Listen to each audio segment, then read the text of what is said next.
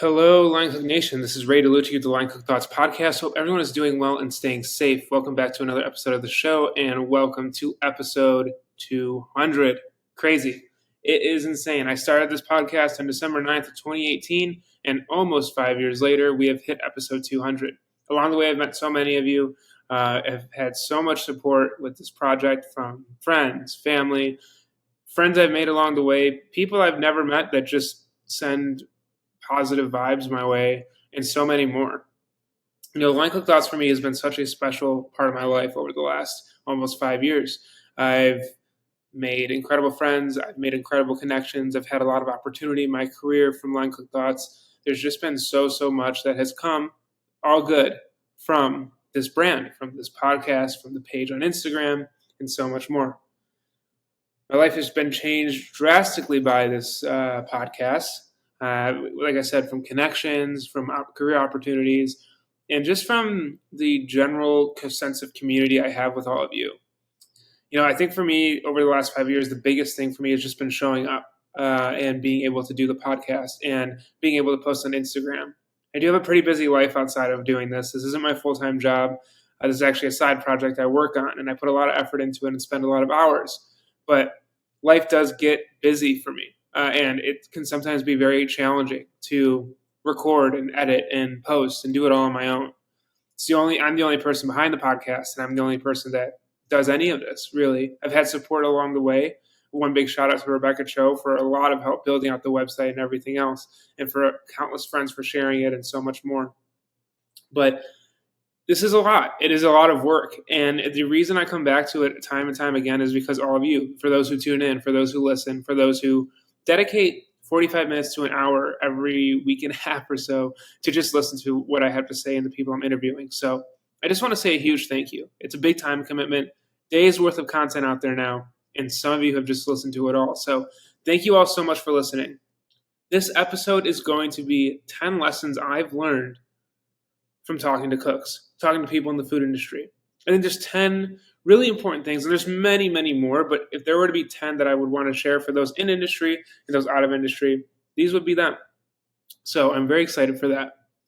Before we begin, just a friendly reminder that every Monday I put out the Line Cook Thoughts prep list items newsletter. You go to linecookthoughts.com and hit subscribe after you put in your email, and every Monday you'll get a newsletter from myself, and you will be able to share that with friends, family as well if you share the link. But basically, it's just tidbits of information, gear, etc., to get you going throughout your week.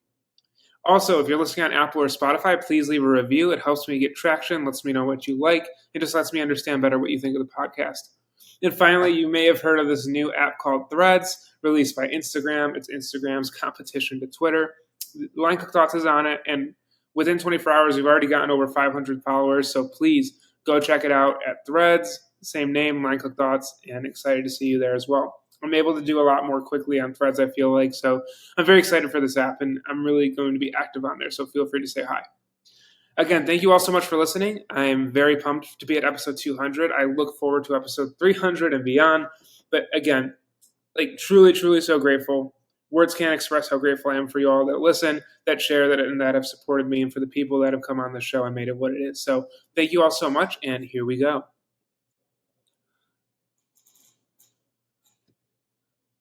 10 lessons from talking to cooks. All right. So I spent quite a bit of time compiling a list of 10 lessons that I've learned. This is not the 10 lessons. There are many, many more, but a few points that I wanted to share, things I've learned from talking to people in the food industry for 4.5 years. So, number one, never underestimate the passion projects people in food have. Example A being me, I would say, with Line Cook Thoughts and with everything I do outside of work, but it's often the case that chefs, cooks, people in the food world have something they're very passionate about that isn't job adjacent, or if it is food related, it isn't directly tied into their job, and it's something that they just really, really are into. Whether it be an arts and crafts project, a musical instrument, something they do like media, a video game, a series, activity like snowboarding. Like I've often found that if you're in food and you work a lot, or if you work in food at all, you often have another thing you're putting your creative activities, juices, and outlets in. And for me, I think that is super, super important because as we've talked about on this podcast, working in food can be stressful. Working in general is stressful. Having a full-time job is stressful. And having a spot to decompress, put your energy in, and just to be able to pick up and learn new things. I gave the example recently of starting jiu-jitsu a few weeks ago, or actually it's been 2 months now. And just the idea of going into something new and learning it from the beginning, from the ground up, and just having nothing to do with my job or my career, which really is an awesome experience. So many people in the food world have this. They have something that is important to them. They have a passion project that they really get into. I bring this up as a topic number one because I often think that we work in an industry that is very much just focused on the job and that's it. And I do think where the better operators in food, whether it be in restaurants or outside of it, are able to really be effective is when they are able to not only be interested in what their cooks or people that work for them are interested in, but also when they themselves show interest in what they do outside of work. What it is that makes them, inspired or passionate. Because unless you're a very small 1%, you're not always thinking about food. There's always something else that you might be wanting to do at any given time. When things get stressful or when you just get burnt out, there's always something that you would rather be doing. Because that's just how we work as humans. When we get stressed out, we want to relieve that stress. So what do you put yourself into? And so for me, whenever I talk to people in the food world, I love to know and I love to hear about what they do outside of work and what they do outside of all of this. And I think you can learn a lot from that. And I think you as a person having that thing, having that activity, having that goal, having whatever it is that you're passionate about outside of your job, don't sleep on how important that is. Do not underestimate how integral that can be to reset, to give yourself the option to be creative, to make life exciting and interesting, and to just feel like you're of value. Because I think if we get so tied up in food, so tied up in what we do in our jobs, and things go wrong, we start to lose it. We go off the rails. We question our validity. We question if we're good. And that's not good. It really isn't good.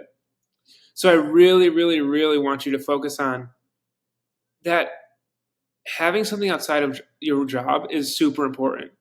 And from people who have been on the show, from people who have come on and talked about what they do, having that.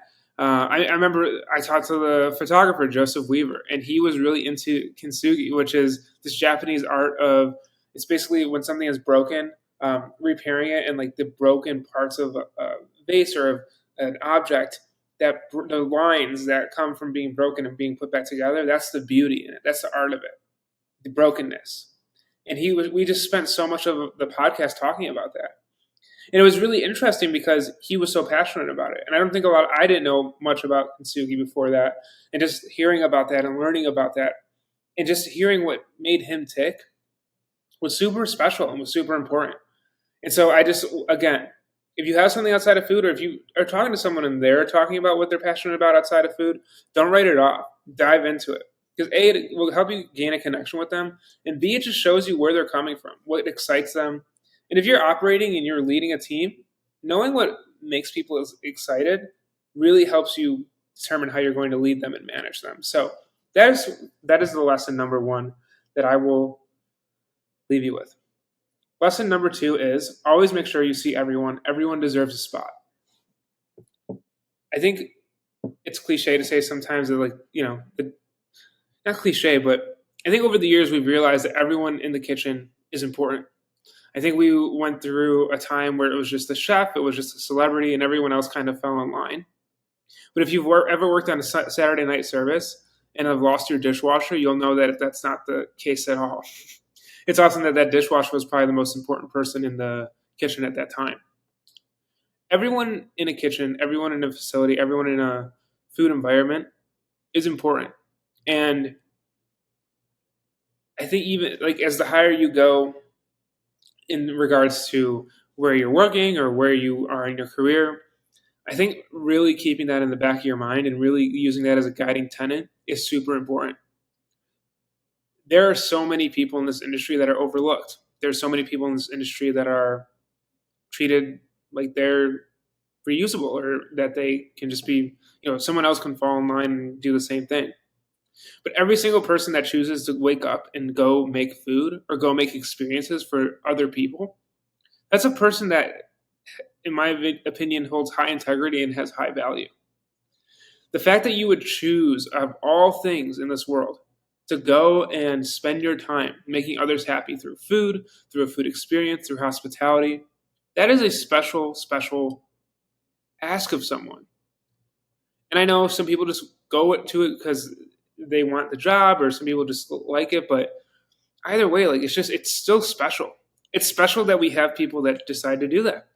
It's special that we, the people listening to the show, have all chosen that in some way we want to work with food, or we want to work within hospitality to give other people experiences, to give them joy, to give them whatever they're seeking in life, to give a grandmother and her grandson time together, an escape, to give a mom and her kids time to just enjoy themselves, which is probably, a stressful situation, to commemorate a graduation, to honor a first date, to notice and care for maybe someone's last time going out with friends and family.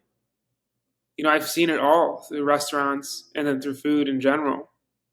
I've served those who are going on dates. I've served those who are celebrating anniversaries. I've served those who were entering hospice care and wanted one last meal. Every single person in food that makes this whole thing tick, this whole thing move forward, is important.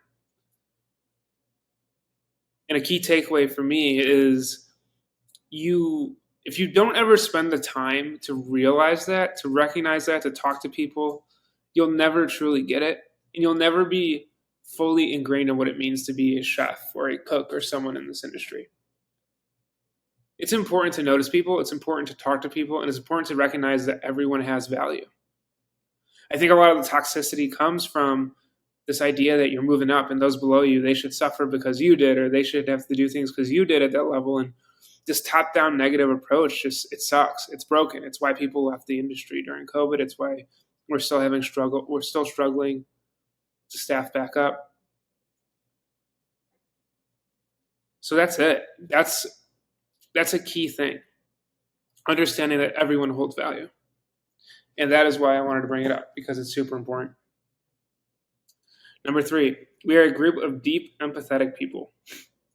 I think this one's really important as well. I know this from myself. I am super emotional. I'm very tied into my job. I'm very tied into Line Cook Thoughts and success and moving forward. And I feel for other people when they're trying to start something, or when they're trying to work on something, or when they're trying to succeed. We as a group of people that we're just so, I feel like we're just all in tune. I feel like cooking is such a emotional process, and that when you put yourself out there, when you're working your ass off, when you're busting yourself to really just move forward in your career, and you're really trying to create great dishes or great experiences, or really trying to nail down a recipe, or really trying to study for a sommelier test, whatever you're doing, you're putting yourself out there. You're putting yourself at risk. You're putting yourself on the line, at risk of failure, at risk of not knowing, at risk of hard work. We're all really emotional. And I feel like we're all really empathetic. You kind of have to be if you're going to be good in food, because you need to understand what customers want. And I think that, I know this for myself, I struggled a lot with recognizing that. I struggled to be able to separate what was a bad day from me being a total abject failure in the food world. The imposter syndrome coming in, the feeling that I'm not good enough, the feeling that I am not where I'm supposed to be, that I just don't deserve to be where I'm supposed to be. Even with this podcast, when COVID hit, having to execute out of restaurants, having to find new work, not really knowing why I deserve to have a podcast, why I deserve to get episode 200, why I deserve to talk to all of you. We're very emotional, we're very empathetic, and we probably all overthink. I know I do a ton, more than I could ever share. But that's what makes us special, and that can be a good thing if we're able to harness it and channel it. Easier said than done. I'm still working on it. But just a lesson to know that, I've had some of the deepest and most empathetic conversations with people during a service, or at work, or at events. You all in this industry are amazing. amazing at conversation, amazing at just getting down into the dirty stuff and just being able to talk about feelings, emotions. I know there's a stigma that everyone's really tough, but if you really are comfortable with your kitchen crew or your food crew, you have deep conversations. And so I feel like I've really learned that this industry is full of thoughtful, caring, empathetic people, and to not forget that, and to also act in a way where it's like, for example, I remember, like, if you're a sous chef, for example, and you have someone that looks up to you, you barking at them or giving them the cold shoulder one day might ruin their day because they truly admire you. They see how you work, they see how you operate. So just keeping that in the back of your mind that, like, your actions and how you treat people obviously have consequences, and that people feed off of your energy, and you probably feed off of others as well. And that's how we work in food. And so that's just another lesson that I thought was really important to bring up. Number 4, food is only the beginning. The rest is what matters. I truly think that food is, learning the basics, learning your fundamentals, learning basic skills is important. Knowing how to cook is important. The food that goes out is important. But that's just the beginning. Learning the financials, learning how to operate, learning how to manage a team, learning how to interact with vendors, learning how to build a brand, learning how to get your name out there. There's so many different things in food that is important. Food is just the beginning. And I learned this very quickly, especially during COVID. There was so much that I could apply myself to, and there was so much I needed to learn that wasn't food related. And I really, really hope that if you're listening to this and you're very focused on food, like when I left culinary school, all I wanted to do was cook and think about like making fine dining dishes. That was it. Didn't care about food costs, labor costs, staffing, scheduling, all of that. I knew it had to come at some point, but all I wanted to do was read the Flavor Bible, read Kitchen Confidential, and just cook. But the issue with that is that there's so much more going on around you, and you start to miss out on those important aspects, and you'll get to a place where you need to utilize those, and you just don't have the skill set. So keeping in mind that food, it's important. Good food is important. Good product is important to keep customers coming back. But if you only ever focus on the food and nothing else, then you're not going to be a fully fleshed out individual in the food world. You're not going to be a fully informed food professional. That's just the case. So you really, really, really need to make it a point to focus in on what else you're missing, what else you need to learn, what else is out there. Because without knowing any of that, you will not be as effective. Number 5, others doubting you is the norm. I think it's super important also to recognize that people are going to doubt you. People are going to question you, and for good reason. This industry is so steeped in tradition, and it's so steeped in just the ideas of what has happened before. This is it's such a long-standing industry, especially in restaurants. Whenever someone comes in and wants to try something new, there's always going to be doubt. And doubt is not always a negative. Doubt can be risk assessment, can be risk management. But getting comfortable with the fact that people will kind of always doubt you and what you do, I think is an important skill to have. That being said, it's a skill to forge ahead as well. And it's a skill to not always have affirmation, because you're not always going to get it. You can have affirmation on if the béarnaise tastes good, if you cooked your steak well, if you've set up your station right. You might not get affirmation on going out to start your own business, your own restaurant, start your own podcast, reaching out to people to have them on, starting your own food media, like writing business, or whatever it is you want to start and create. Most things in this industry, most people who have had to go out and build things and make successful businesses, brands, etc., faced a lot of doubt from others. Because going against the norm, especially in food, is not normal. Put your head down, cut your onions, do your prep, work your station, keep your knives sharp, keep your toque on, keep your apron clean. Doubt always comes in when something new or out of the norm is coming up. And being comfortable with that is key. And what that means is not needing every single person in the world to give you affirmation. And I struggle with that. It's hard for me to move on to different things if I'm I always consult my best friends and family and people in general.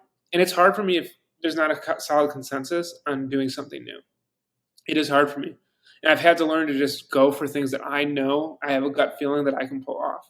It might take a lot of work and it might take a lot of time and effort, but I've proven out to myself that more often than not, that I'm okay with some people doubting me because that's just how life is. So letting people doubt you is okay, and not expecting affirmation all the time is also super important. I think it's a very important skill. Learning is always going to happen. Always. You are never too smart enough to learn a new skill. You are never too skilled enough to talk to someone who's new in the industry. New ideas, new skill sets, new everything comes all the time at you. It's just, are you open and receptive to receiving it? Taking courses outside of food. I think one of the biggest things is when you get into food, you're always like, oh, well, I don't need to do this continued education or this course because I'm just a cook. I think you hinder yourself so much when you use that as an excuse. You can always be learning, and it doesn't have to be food related, business related, media related, tech related. There's always things to be learning. There's always things to be trying out. You get one life in one career to really focus in and learn what you're good at. And learning new things, pushing towards new things, all of that leads to more fulfillment, more opportunities, and just better outcomes for yourself. So why not go for it? So never being good enough or smart enough to learn, too smart enough, too good enough to learn is key. And I have to remind myself that. Like, I've been doing Line Cook Thoughts for 4.5 years, and I have so much I have to still learn and figure out and focus in on and get advice from. Like, so much. I think we all start to realize when you work in food, you go to even a fancy restaurant, you go there and it's like, oh my God, like Michelin rated even. I remember like I was staged in these places, and from the outside they just were so tight and so focused in. But even at those places, it felt like everyone's hair was kind of on fire and everything was just about to fall apart, but we'd make it. And it's just like everyone's like that. That's just food. That's just restaurants. That's just the industry. We're always still figuring it out, it feels like. So when you get comfortable with that and you realize that, I think if you're always expecting to be a master at some point of everything that could happen, you're setting yourself up for disappointment. But if you're always managing your expectations and managing what you need to learn, it's not only going to help you out, it's going to be exciting for you. So that is my next lesson on that, or the thing that I've learned at least. Number 7, your ego is often what is hindering you in the moment. Ego is the enemy. One of my favorite books by Ryan Holiday. And one of the things that I constantly need to remind myself, imagine the ego of someone who does a podcast where they're talking to themselves for over half an hour. So, ego. Yeah. As you get more progressed in food, I think your ego grows as well. And just to be able to say I was wrong, or I might not know the answer, or I might not have it right, or there's a better way of doing something, that's important as everything else is.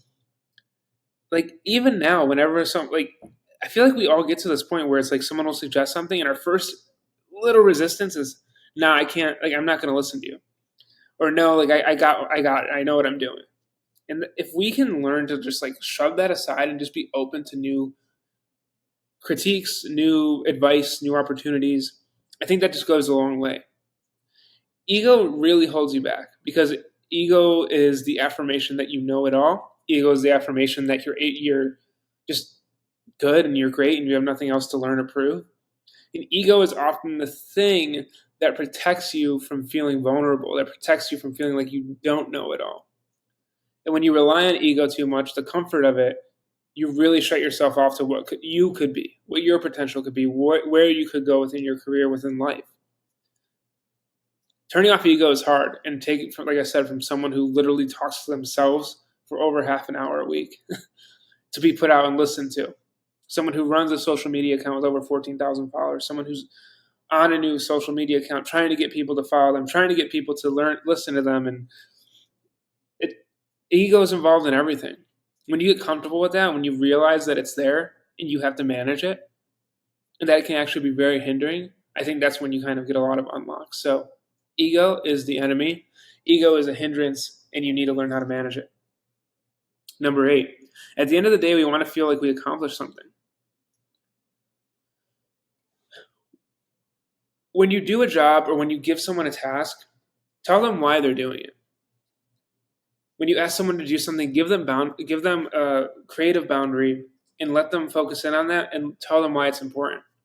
We all want to feel like we've contributed within our work, within life. When we have meaningful tasks, when we have meaningful opportunities, that's when we start to really do well. I know from managing, and from being managed, the worst thing you could ever say to someone when they ask why you're doing something is, oh, because I said so. When I actually explained to my cooks when I managed why we were doing things a certain way, maybe it's because a higher up wanted it done that way. Maybe it was going to yield a better product. Maybe it was going to help us save money. Maybe it would help us save time.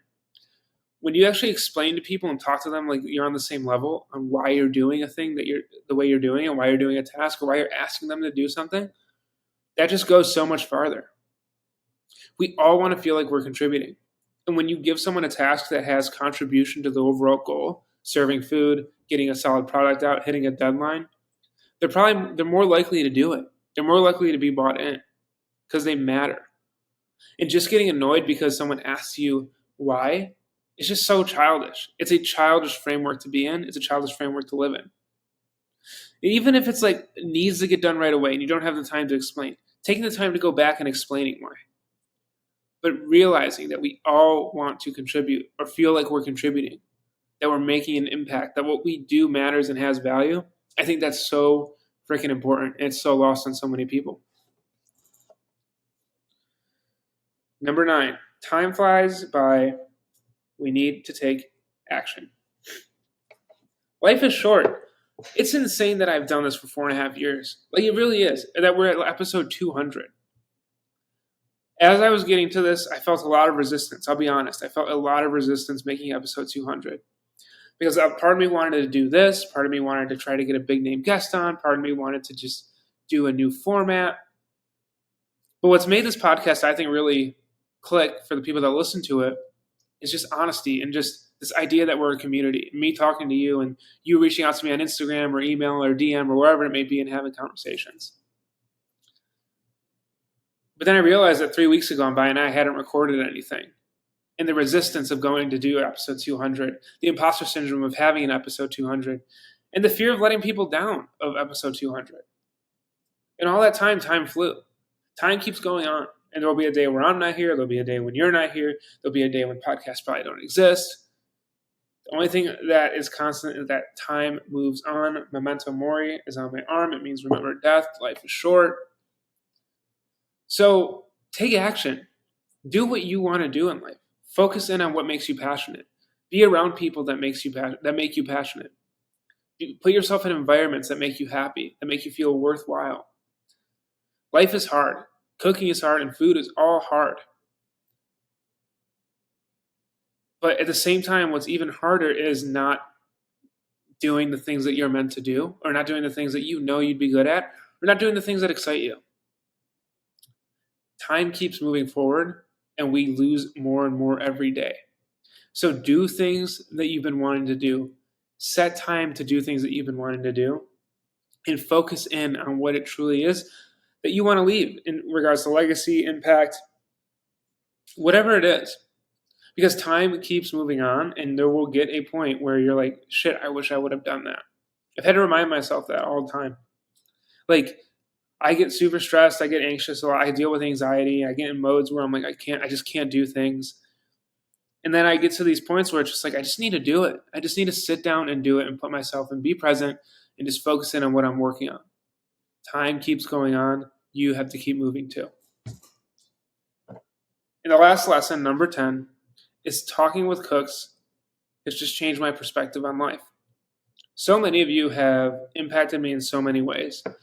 The countless people that keep in touch with me on my personal socials, on my online Cook Thoughts, people that have sent me recommendations for jobs, have sent me new opportunities in work, all the people that have come on the show and taken time out of their busy, busy days, all the people that share the posts, all the people that like the posts, share the podcast, share the newsletter, talk about it.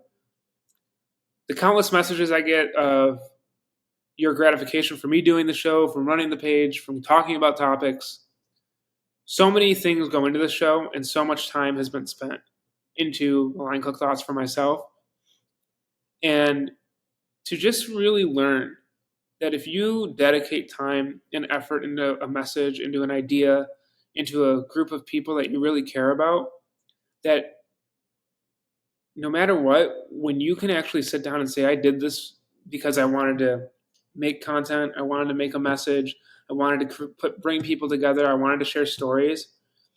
Like the amount of pride I have on 200 episodes of the day's worth of content that I have, of the 2,000 plus posts on Instagram, countless people I've shared on there, the amount of pride I have just in saying that I did all that. To be like, yeah, I did that. Like you did 200 episodes of a show that you consistently shared people on your feed for years, that you've consistently kept in touch with people since day one.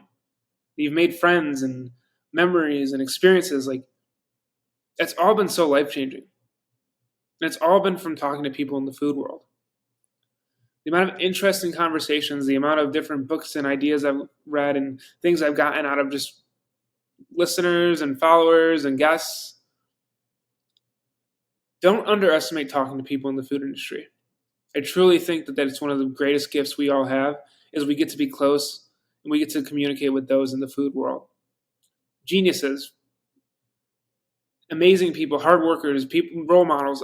They all consistently show up in the food industry, and it's just truly awesome to be a part of it. Those are the 10 lessons I've learned from you all. Those are the 10 lessons I've learned from 4.5 years of doing this show. Those are the 10 lessons, still messing up on episode 200 on my words. Those are the lessons from 200 episodes of doing the Line Cook Thoughts podcast. Again, huge thank you. Thank you to the Line Cook Nation community. Thank you to everyone that follows. I think there's a lot in life that we all go through and we all deal with.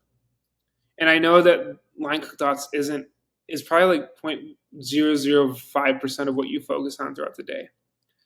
But I will always forever be grateful for the people that tune in, that listen, that care, that show up, that believe that, mental health is important, that positive energy is important, that kitchens aren't the only pathway in food, that we all deserve a voice, that things in the industry do need to change.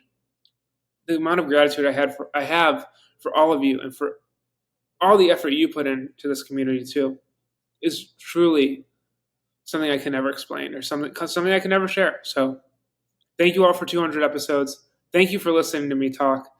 And yeah, it's truly been a pleasure. It's been an honor to do this podcast. I'm so, so grateful. Just thank you, Line Cook Nation, for everything. So there you have the end of episode 200. As always, you can go to linecookthoughts.com, put in your email, and hit subscribe for the weekly newsletter that I put out called Prep List Items. If you are listening on Spotify or Apple, please leave a review. Thank you all so much for listening to episode 200. Go check out Line Cook Thoughts on Threads because I am super, super active. And as always, I will see you on the next Line Cook Thoughts podcast.